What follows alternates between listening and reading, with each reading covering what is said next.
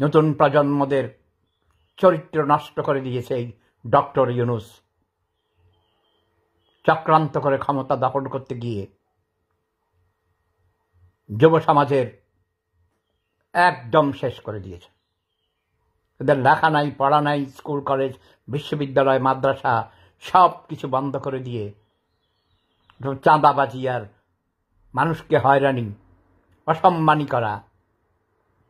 Doctor Yunus, people will not excuse you, okay? তুমি আন্তর্জাতিকভাবে কিসের নোবেল লরিয়েট ওইসব গুনবে না বাংলার মানুষ। তুমি নিজের স্বার্থ চরিতার্থ করার জন্য চক্রান্ত করে ক্ষমতায় এসেছ।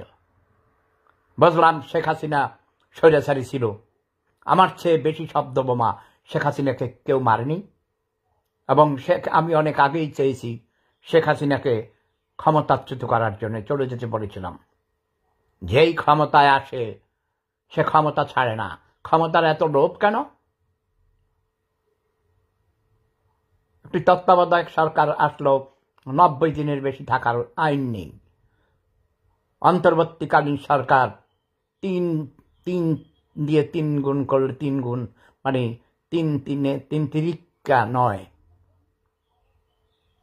3 times 3 = 9, 9 মাস চলছে।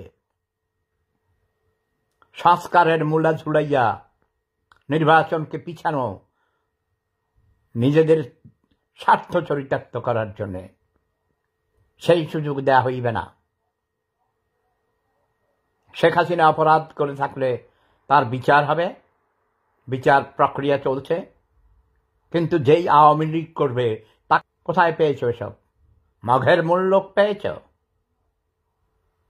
আমার পরিবারের সবাই আওয়ামী লীগ করে, আমি ছাড়া সবাই আওয়ামী লীগ। আমি হলাম সমাজতন্ত্রে বিশ্বাসী।